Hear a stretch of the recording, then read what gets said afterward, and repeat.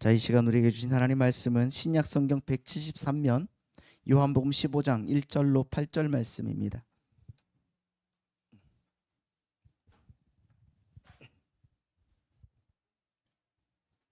요한복음 15장 1절로 8절 말씀을 제가 봉독해 드리겠습니다.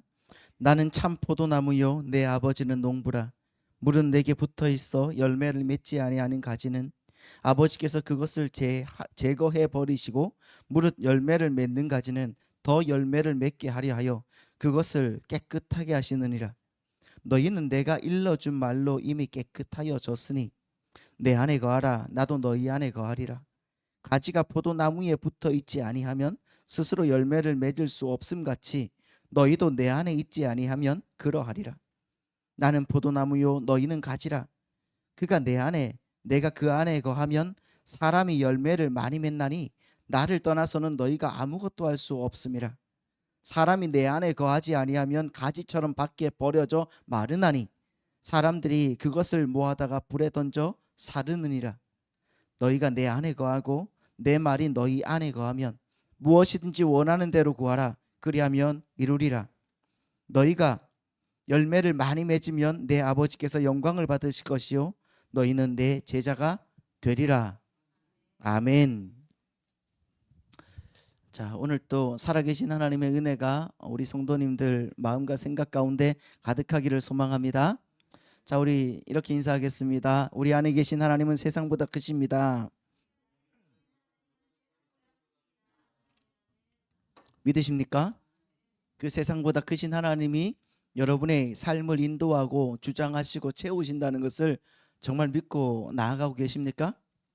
아멘. 그러면 우리의 삶에 은혜가 풍성할 줄 믿습니다. 할렐루야. 그 은혜를 늘 날마다 누리며 나아가시는 우리 성도님들 되시기를 축복합니다. 우리가 지난주에 참 포도나무이신 예수님, 이 참 포도나무이신 예수님 이 말씀을 하면서 이 말씀이 참 많이 오해를 받는 말씀이다라고 말씀을 드렸죠. 지난주에. 그렇죠. 왜 그런가 하면은 여러분 한번 2절 말씀 한번 보시겠습니까? 2절 말씀 보시면은 이렇게 나와 있어요. 자, 2절의 첫 어절인데 이렇게 나와 있죠. 무릇 내게 붙어 있어 열매를 맺지 않은 가지는 아버지께서 그것을 어떻게 해버리신다고요? 제거해 버리시고라고. 제거해 버리신다. 그러니까 이 말씀 때문에 우리가 받은 구원이 내가 열심히 안 해서 열매를 맺지 못하면은 마치 추수할 때 취소될 것처럼 제거해 버리신다고 하니까 그렇잖아요. 구원이 취소될 수도 있다고 주장하는 사람들의 주장에 날개를 달아주는 것 같은 느낌이 든단 말이에요. 너희들 잘못하면 구원이 취소될 수도 있어 라고 말씀하는 것 같지 않습니까? 이런 구절이 2절과 6절 말씀이거든요. 이런 말씀 있어요. 그런데 이 구절의 말씀을 조금만 더 깊게 생각을 해보면은 이 말씀의 번역이 잘못되어 있음을 우리가 알 수가 있습니다. 하나님 말씀을 풀어보면 여기에서 여러분 아버지께서 열매 맺지 않는 가지를 어떻게 하신다고 번역하고 있어요? 제거해 버리신다. 그렇잖아요. 열매 맺지 않는 가지를 제거해 버리신다. 그래서 우리는 오해를 했다고요. 근데 이 제거하여 버리다라고 번역된 헬라어 단어가 뭐라고 했습니까? 아이로라고요. 아이로라는 말은 사실 이 잘라 버린다는 말이 아니에요. 제거해 버린다, 잘라 버린다는 말이 아니라 가지를 들어 올려서 햇빛을 잘 보도록 해준다는 의미예요. 이 말의 뜻이 그거예요. 그러니까 제거하다, 완전히 그냥 없애버리다가 아니라 가지를 들어 올려서 햇빛을 보도록 만들어주겠다. 그러니까 여러분들도 잘 아시겠지만은 여러분 포도농쿨이 관리를 잘 못하면은 그게 어디로 갑니까? 땅바닥으로 가요. 그래서 그것을 전부 다 이렇게 심어가지고 농부가 어떻게 합니까? 쫙 만들어주잖아요. 그렇잖아요. 그 거치대를 만들어줘야 돼요. 그렇게 땅으로 깔리면은 포도 열매를 맺을 수가 없으니까 햇빛도 받아야 되고 그런데 열매도 맺혀야 되는데 그래서 주인이 포도 농쿨을 들어서 널어주는 겁니다. 지금 성경은 지금 그 이야기를 하고 있다는 거예요. 근데 우리 개역 성경을 번역하신 분들이 이것을 뭐라고 했다고요? 제거해 버린다고 번역하셔서 우리가 이런 오해를 하게 된 거란 말이에요. 아시겠죠? 그러니까 누가 우리가 열심히 열매를 맺지 않으면은 아낌없이 찍어서 던진다고 하셨다고. 그래서 우리는 열심히 신앙생활을 해야 된다고. 여러분 무조건 열심히 신앙생활을 하셔야 됩니다. 신앙생활 열심히 하셔야 됩니다. 할렐루야. 왜 그래요? 아멘. 신앙생활 열심히 하셔야 돼. 그런데 그 신앙생활 또 누가 이끄신다고요? 하나님. 누가 마음을 주신다고요? 우리 안에 계신 성령께서 마음을 주시는 거예요. 신앙생활을 하도록 그렇게 이끌어 가시는 겁니다. 그래서 이 신앙생활을 하는 데 있어서 여러분 신앙생활을 했다고 해서 나의 의의가 드러나지가 않는 거예요. 그걸 여러분 주님께서 바라는 것이지, 나 오늘 또 열심히 교회 다녔어, 주님께서 나에게 큰 축복을 주실 거야, 천만의 말씀 만만의 공떡이란 말이죠. 내가 이만큼 했으니까 주님께서 나에게 좀 역사해 주시겠지. 그거 여러분 우리가 하지 않는 거예요. 그게 왜? 하나님께서 이끌어 가신다는 것을 우리가 알기 때문이거든요. 믿으십니까? 그러니까 여러분 주님께서 그렇게 인도하신다는 거예요. 하나님의 택한 백성들은 끝까지 하나님이 버리지 않으신다. 믿으십니까? 여러분을 하나님께서 버리지 않으십니다. 제거하지 않으십니다. 하나님이 딱 들어서 딱 널어주시는 거예요. 열매를 많이 맺으라고. 그리고 2절 뒤에 보면은 이렇게 나와 있죠. 2절 뒤에 보면 자 뭐라고 되어 있습니까? 2b라고 되어 있죠. 자 다 같이 시작. 무릇 열매를 맺는 가지는 더 열매를 맺게 하여 그것을 깨끗하게 하신다. 이렇게 말하고 있죠. 깨끗하게 하신다. 여기서 깨끗하게 하신다라는 말은 헬라어로 카다이로라는 말, 카다이로. 이 카다이로라는 말인데 이것은 나무나 식물에게 사용되면, 그러니까 깨끗하게 한다는 말이 맞아요. 근데 이게 나무나 식물에게 사용되면은 가지를 친다는 말이에요. 가지를 친다. 그러니까 이 말은 열매를 많이 맺게 하기 위해서 잔가지를 쳐준다는 거예요. 그러니까 깨끗하게 하다 이 말은 잔가지를 쳐주셔서 그 잔가지 쪽으로 영양분이 가지 않도록 하고 너희에게 더 많은 영양분이 가도록 해줄게 라고 말하고 있어요. 그래서 3절에서도 깨끗하여졌다는 말이 나오죠. 3절 말씀 보여주시겠어요? 시작. 너희는 내가 일러준 말로 이미 깨끗하여졌다라고 말하고 있습니다. 그러니까 2절 3절의 말씀은 번역하면 어떻게 번역해야 될까요? 제거하다 이 말은 딱 빼버려야 되겠죠. 그러면 이렇게 번역하는 거예요. 자 한번 보시겠습니다. 무릇 과실을 맺지 않는 가지는 아버지께서 이 가지를 높이 들어 올려 열매를 맺게 하시고 과실을 맺는 가지는 더 많은 열매를 맺게 하기 위하여 가지치기를 해 주신다라는 말이에요. 자, 이 말이면 여러분 꼭 기억하시기 바랍니다. 이게 맞는 번역인 거예요. 가지가 여러분 힘을 쓴다고 생각을 해보세요. 가지가 무슨 힘을 쓴다고 해서 열매를 맺습니까?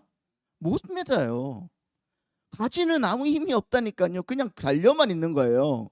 어디에? 포도나무에.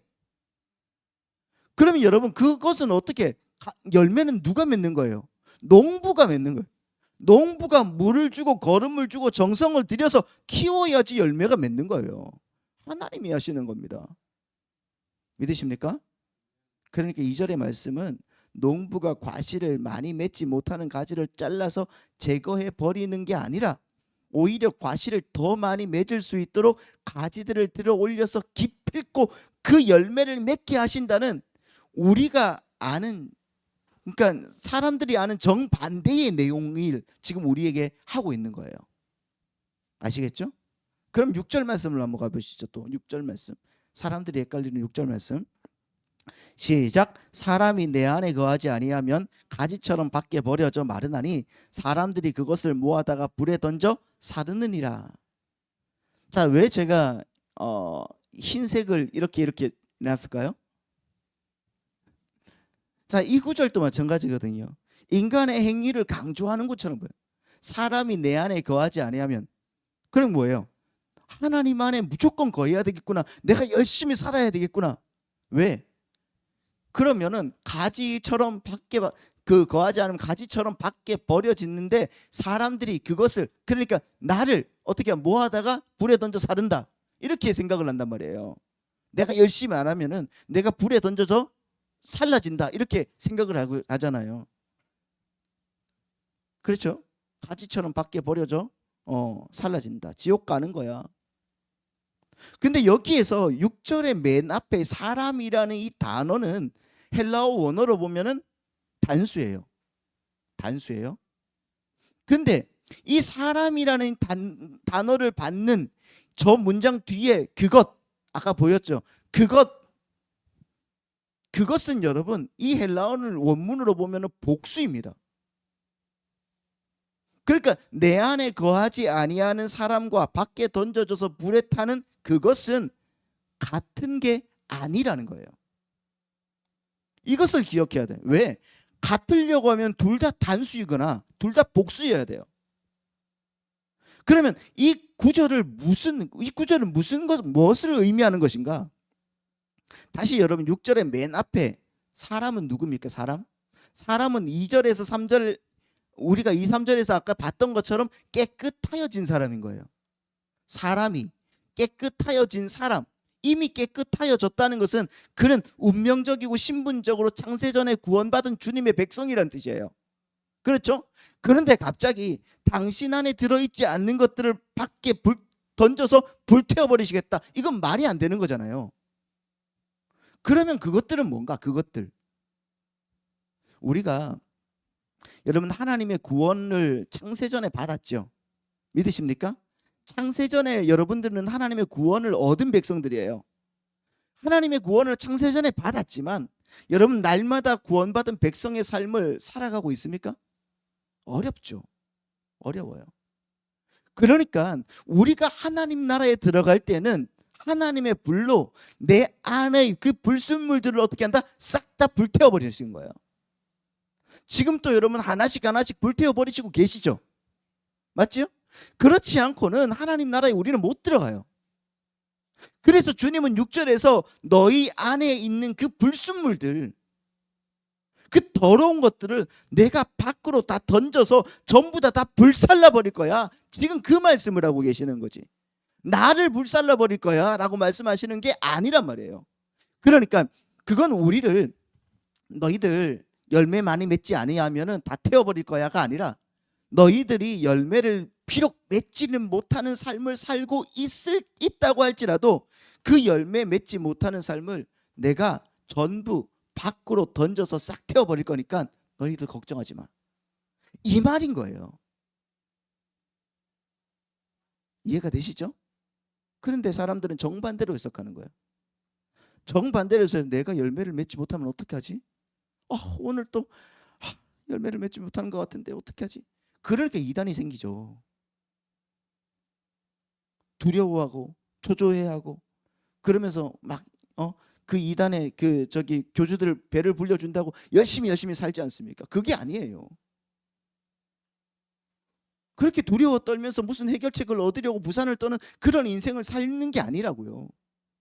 우리 성도들 속에 여전히 남아있는 그 죄의 오염과 어둠의 그 행위들, 그 정결하지 못한 모든 찌꺼기들을 마지막 때에 하나님의 그 거룩한 불로 완전하게 소멸시켜서 우리를 불 속에서 구원해 내시겠다는 강력한 주님의 의지를 표명하는 것입니다. 결국 여러분 구원과 성화는 나의 완벽함이나 나의 열심에 달려있는 게 아니라는 겁니다. 그게 아니라 하나님의 열심과 주권에 달려있더라. 우리가 가야 할 하나님의 나라의 그 완성에 있어서 우리의 옛자 하나 그 고집이 방해물과 걸림이 된다면은 하나님은 계시록의 말씀처럼 어떻게 한다고요? 백마를 타고 철장으로 그 옛자아를 가차없이 쳐내시면서까지 우리를 하나님의 자녀로 만들어 가시겠다는 거예요. 그 의지를 표명한 말씀을 야 너희들 열심히 안 하면 잘라버린대, 너희들 열심히 안 하면 하나님 불태워버린대, 이렇게 만들어버릴 수는 없더라는 겁니다. 기억하시기 바랍니다. 그래서 주님의 의지가 어떤 것인지를 오늘 우리에게 보여주는 말씀이 바로 이 말씀인 거죠. 근데 문제는 우리 인간들은 누구에게나 공통적인 악한 본성이 있다는 거죠. 그렇지 않습니까? 악한 본성이 있어요. 그게 모든 걸 자기에게 유리하도록 받아들이는 악습이란 말입니다. 누군가가 뭔가 얘기했는데 그거는 나를 위해서 한 거야. 나를 위해서 한 것도 아닌데, 그런 생각을 갖고 있잖아요. 여러분, 그건 죄인들의 본성이죠. 타락한 이후에 인간들이 하나님의 보호하심을 벗어나서 벗어나 버린 우리에게는 본능적으로 어떤 자기 보호 장치 같은 게 생겼어요. 아니, 우리가 만들어낸 거예요. 그게 생긴 게 아니라 만들어낸 거죠.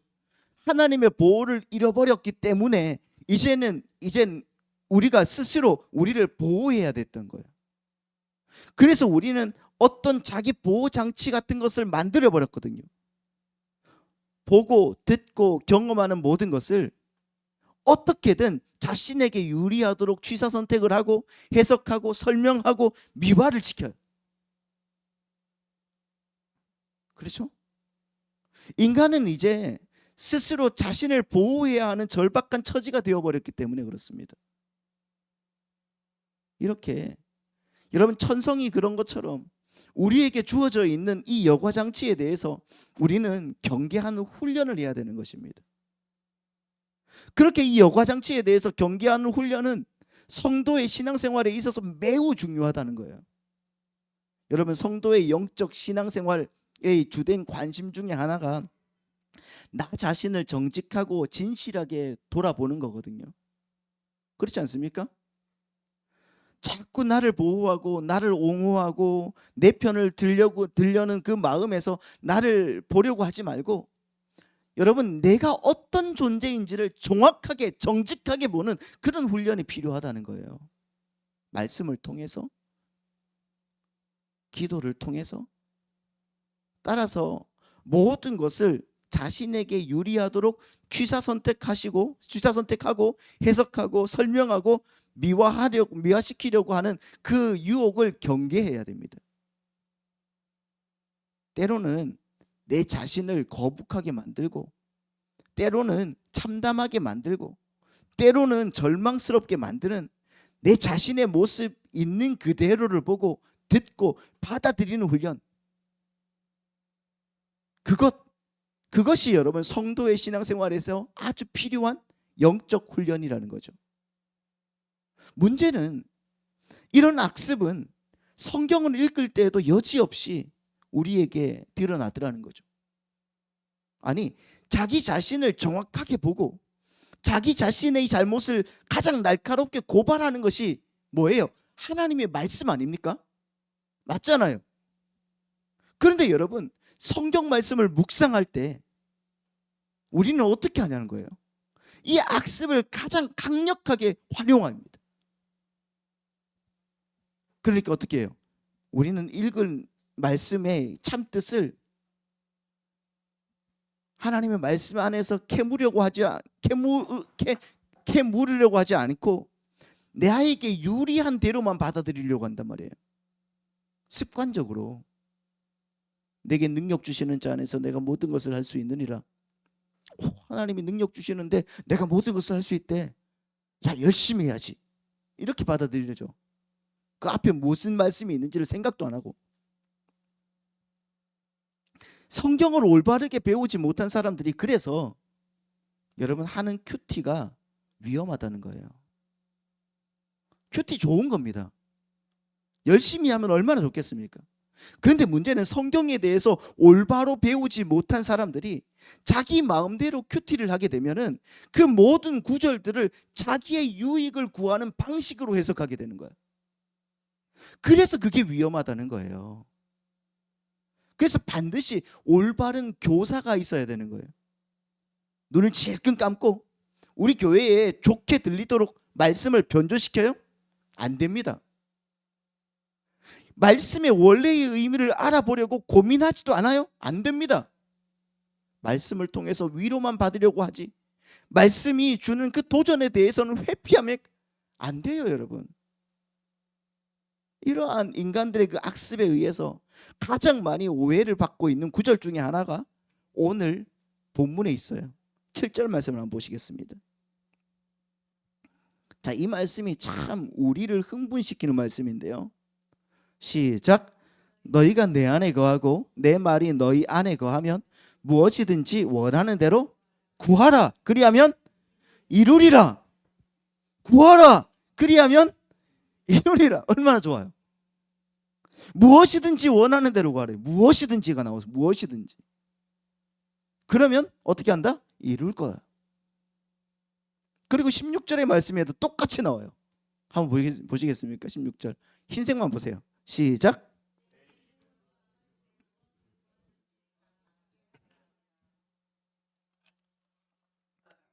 예수님의 이름만 딱 말하면 예수님 나 이거 받고 싶어요. 그러면은 어떻게 한다고요? 아버지께 무엇을 구하든지 다 받게 하신다. 그래서 이 두 말씀으로 마치 하나님이 우리 손에 그 엄청난 신기한 요슬램프를 들려주신 것처럼 막 느낀단 말이에요. 무엇이든지 구하는 대로 다 구해. 원하는 대로 다 구해봐. 그럼 내가 다 들어줄 거야. 얼마나 좋아요. 하지만 여러분 생각을 해보시오. 솔직히 가슴에 손을 얹고 한번 생각을 해보세요.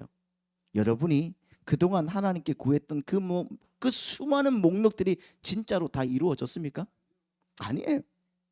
만약에 여러분이 원했던 그 모든 것이 기도로 다 이루어졌다면 여러분은 지금 이 자리에 앉아서 안 계시겠죠. 그렇죠.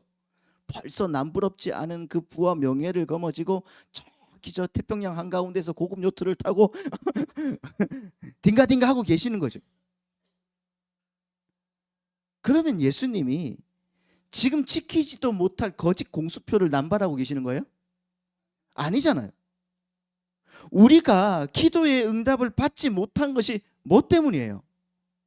어떤 것 때문입니까? 1번 믿음이 부족해서, 2번 내 정성이 부족해서, 3번 그 구절의 뜻을 완전히 오해했기 때문에. 3번이죠. 3번이란 말이에요. 여러분 본문에는 그 어떤 곳에도 너희의 정성이나 믿음의 분량이 부족하면 안 들어준다는 단서 조항이 없어요. 그렇잖아요. 우리는 무엇이든지라는 단어를 이해하기 전에 그 앞에 붙어 있는 명확한 전제 조건이 무엇인지를 봐야 되는 거예요. 자, 7절 말씀 다시. 자, 파란색 시작. 너희가 내 안에 거하고 내 말이 너희 안에 거하면.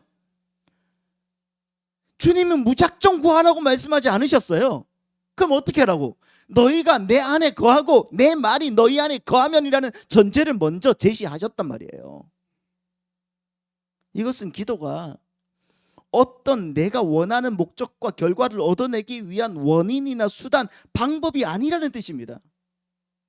기도는 이미 하나님의 은혜로 말미암아 내가 예수 안에 들어가고 예수님의 말씀이 내 안에 들어오게 된 자들에게 의해서 자연스럽게 흘러나오는 복된 결과물이라는 거예요.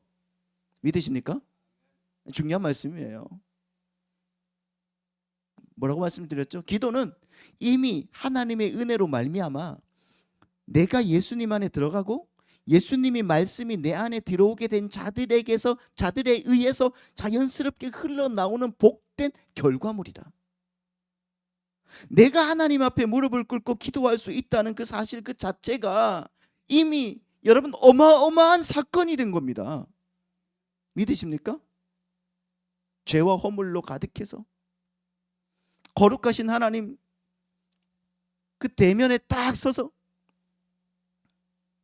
여러분 정말 생각을 해보세요. 죄와 허물이 가득한 내가 하나님께 딱 대면하면 나는 어떻게 됩니까? 죽어야 돼요. 죽어야 돼.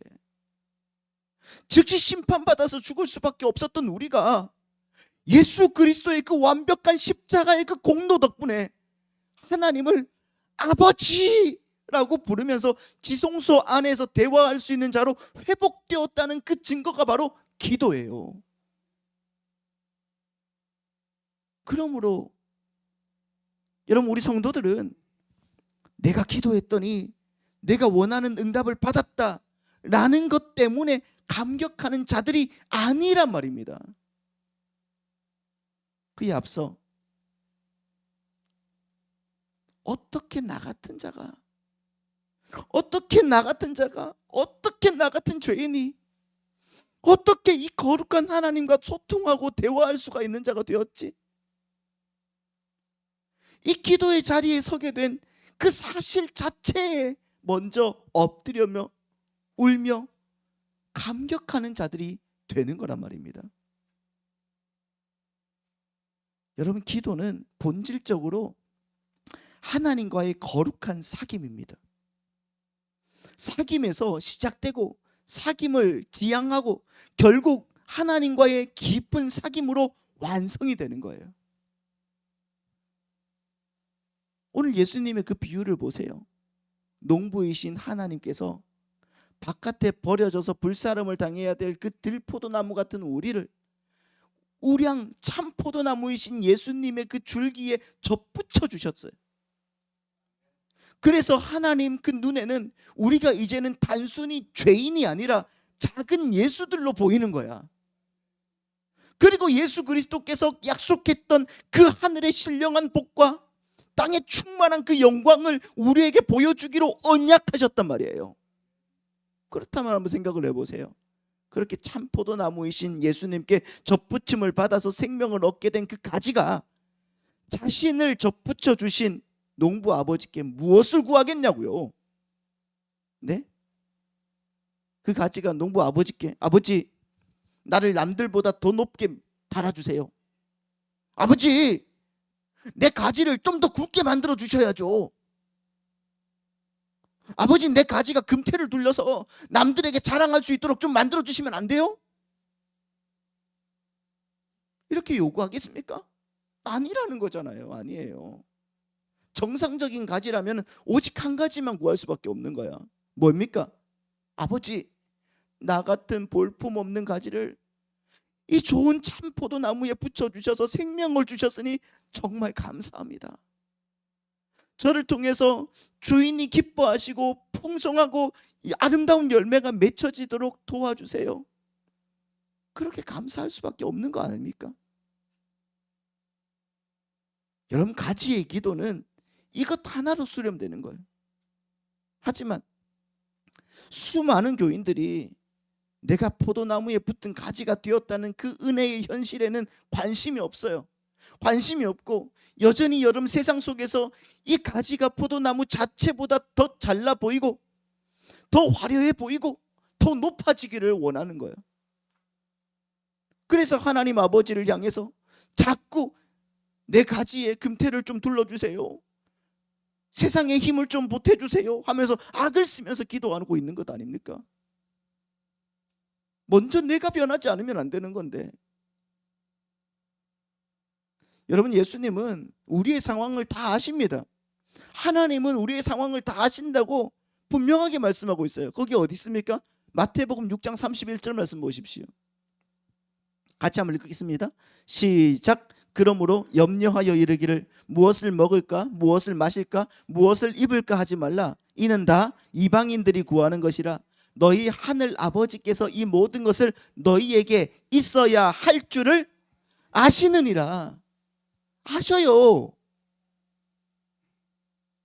우리가 이 땅에서 생존하는데 필요한 먹을 것, 입을 것, 마실 것은 이미 하나님이 다 알고 계시고 당신의 은혜로 지금 또 공급하고 계신다고요. 왜 아멘이 없을까요? 그렇잖아요. 여러분, 공중의 새가 밤낮으로 기도해서 먹고 삽니까? 아니잖아요. 하나님이 정하신 은혜의 법칙에 따라서 먹고 사는 거예요. 그 역시 기도의 응답으로 겨우 연명하는 것이 아니라 하나님의 철저한 은혜의 장중 속에서 먹고 사는 거란 말이에요. 우리도. 그런데도 우리는 하나님이 알아서 주시겠다고 약속하신 그 필요 외에 자꾸 남들보다 조금 더요, 조금 더 하나님 조금만 더 가져서 그 우월감을 누리고 싶어하는 육체의 정욕과 탐심을 위해서 여러분 기도를 오용하고 있는 겁니다. 당장 굶어 죽을 상황도 아니면서 남들 하면서 비교해서 나를 자랑하고 드러낼 수 있는 상대적인 그 우월감을 달라고 기도하고 있는 거예요. 그것은 기도가 아니라 욕심인 겁니다. 탐심이에요. 탐심은 뭐라고요? 우상숭배예요. 나는 지금 기도를 하면서 우상숭배를 하고 있는 거예요. 누구한테 하고 있습니까? 하나님입니까? 아니요, 내 자신인 겁니다. 기쁨과 감사의 기도는 여러분 우리의 환경이나 상황에 좌우되지 않습니다. 저 아프리카 오지나 정글 속에서 평생 마을 밖에 나가본 적도 없고 문명의 혜택이나 아니면 대학 학위나 아니면 성공이 뭔지도 모르는 사람들에게 복음이 들어갔다고 한번 생각을 해보세요. 그 사람들에게 그들이 성경을 읽고 하나님 우리의 먹을 것과 입을 것을 다 주시는 거구나, 그 사실을 깨달았을 때 그들의 기도가 무엇이겠습니까? 하나님 내 아들 출세하도록 도와주십시오, 이거겠습니까? 하나님 내 남편 승진하도록 좀 이끌어 주십시오, 이거겠습니까? 아니라는 거예요. 하나님 신실하게 우리 먹거리를 주시니 감사합니다. 그 은혜에 감사하여 오늘 또 하나님 말씀에 순종하며 살겠습니다. 할렐루야. 두 가지뿐이라니까요. 그러나 현대 문명 속의 인간들은 선악과를 따먹고 눈이 밝아진 그 이래로 세상의 눈높이가 너무나 높아져 버린 거죠. 그렇잖아요. 끊임없이 남들과 비교하면서 자기의 그 욕망을 채우기 위해서 아무리 가져도 이제는 행복하지가 않아.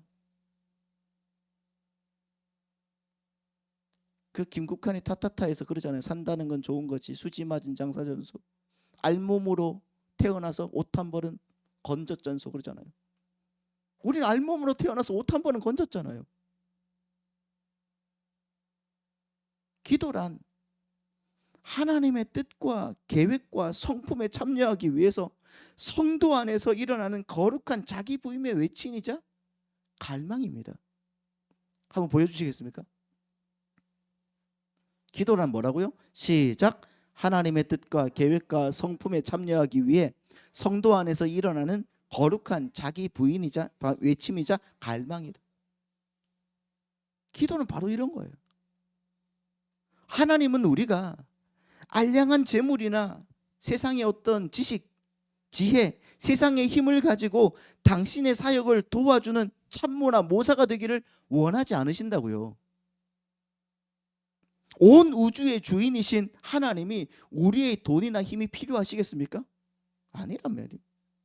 하나님이 진짜 원하시는 자녀의 모습은 하나님과 깊은 사랑을 나누고 하나님 저는 하나님 없이는 단 한순간도 살 수 없습니다 라고 고백하는 주님의 자녀들이란 말이에요. 그러면 하나님 또 그래 내 아들, 그래 내 딸, 나도 너 없이는 안 되겠다 그러시면서 당신 안에 있는 하늘의 풍성한 그 기쁨과 평안을 부어주시는 영적 관계, 그것이 바로 구원의 핵심 아닙니까? 여러분 요한복음 17장 21절에서 예수님이 하나님을 향해서 하신 대지상적 기도를 한번 보십시오. 21절 한 번만 한번 보세요. 한 절만 한번 보시면 이렇게 나와 있습니다. 자, 요한복음 17장 21절 말씀. 아버지여, 아버지께서 내 안에 내가 아버지 안에 있는 것 같이 그들도 다 하나가 되어 우리 안에 있게 하사 세상으로 아버지께서 나를 보내신 것을 믿게 하옵소서. 예수님의 목적은 뭐예요? 단 하나밖에 없어요. 삼위 하나님이 서로 손을 잡고 완벽한 사랑과 기쁨 속에서 춤을 추시는 그 거룩한 교제의 자리로 우리를 초청하셔서 우리를 하나님과 뭐 되게 하신다? 하나가 되게 만드시는 거예요. 예수님의 기도의 목적이 그거예요. 예수님, 우리 제자들이 세상에서 우뚝 서서 저 로마 제국을 다 이겨버리고 세상의 모든 사람들을 다 이겨서 정말 풍성한 세상적 나라가 되게 해주십시오 라고 기도했습니까? 아니라고요. 근데 우리는 그걸 기도하고 있잖아요. 문제가 많죠. 따라서 우리 성도가 이 땅에서 올인해야 할 유일한 삶의 목표가 뭐겠습니까? 하나님의 성품과 인격을 내 삶 속에서 조금이라도 우려내고 맛보는 거죠. 조금이라도. 이제는 내 뜻과 내 고집을 내세우는 옛사람을 죽여버리고 나를 향하신 하나님의 뜻에 나를 온전히 복종시키는 법을 배워야 되는 것입니다. 할렐루야. 예수님께서 이 땅에서 가장 먼저 그 복종의 삶을 완전하게 살아내셨어요. 아버지, 가급적 이 잔을 내게서 좀 옮겨주십시오 라고 기도했잖아요. 주님께서 마지막에. 그러고 난 다음에 뭐라고 했습니까? 그러나 나의 원대로 마시옵고 아버지의 원대로 하시옵소서. 예수님은 당신의 뜻을 하나님의 뜻에 완전히 맞추셨어요. 그리고 십자가에 죽기까지 순종하셨습니다. 사도 바울 역시 마찬가지거든요. 내가 그리스도를 본받는 자가 된 것 같이 너희는 나를 본받는 자가 되라. 이렇게 말씀했을 때 여러분, 사도 바울이 죄가 하나도 없는 완벽한 인간이 되었다는 뜻이 아니겠죠? 그 뜻이 아니에요. 내 삶에 내가 원치 않는 슬픔이나 고난이나 핍박이 밀려올 그때조차도 그것을 나를 가꾸시는 하나님의 거룩한 손길로 겸허히 받아들이면서 내 뜻을 내려놓고 하나님의 뜻에 복종하기를 힘쓰라는 말입니다. 사도 바울은 그렇게 살았거든요. 고린도후서 5장 10절 말씀 한번 보시죠. 자, 고린도후서 5장 10절 말씀은 사도 바울이 이렇게 선언합니다. 시작. 하나님을 아는 것을 대적하여 높아진 것을 다 무너뜨리고 모든 생각을 사로잡아 그리스도에게 복종하게 하니라고. 우리의 모든 생각을 사로잡아 그리스도께 복종시키는 자로 지어져 가는 것. 그래서 내 고집을 꺾고 예수님의 성품과 복종이라는 그 열매를 맺어가는 것, 그것이 바로 성도의 마땅한 본무이자 기도의 목표라는 것입니다. 내가 원하는 대로 환경이 바뀌어지지 않고 내 육신의 기도 제목이 당장 이루어지지 않는다고 할지라도 하나님, 이것이 나를 성숙시키시려는 하나님의 선하신 뜻이라면 제가 기꺼이 감수하고 순종하며 가겠습니다 라고 고백할 수 있는 신앙의 당당함. 사도 바울이 그거잖아요. 하나님, 기도했는데 왜 나에게는 이 가시가 떨어지지 않습니까? 그러면 하나님의 뜻이 아니라면 이 가시를 가지고 내가 가겠습니다. 당당함. 몸의 장기를 수술로 잘라내야 되는 그 고통 속에서도 예전에 그런 분이 계셨어요. 목사님, 이 고난을 통해서 하나님이 나와 우리 가족에게 참 많은 것을 가르쳐주고 계십니다. 그렇게 고백했던 그 어떤 집사님의 그 당당함, 이러한 순종의 고백이야말로 하나님이 성도의 삶에서 보기 원하시는 참된 열매가 아니겠습니까? 여러분, 기도는 하나님을 우리를 고치시고 성숙시켜 가시는 거룩한 통로입니다. 우리가 하나님의 자녀다운 됨됨이를 위해서 기도할 때 하나님은 그 기도를 100% 다 들어주시고 응답하실 것입니다.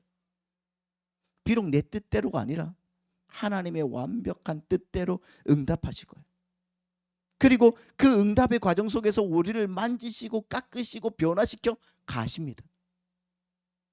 그러므로 기도는 하면 할수록 성도에게 무조건 뭐예요? 유익인 겁니다.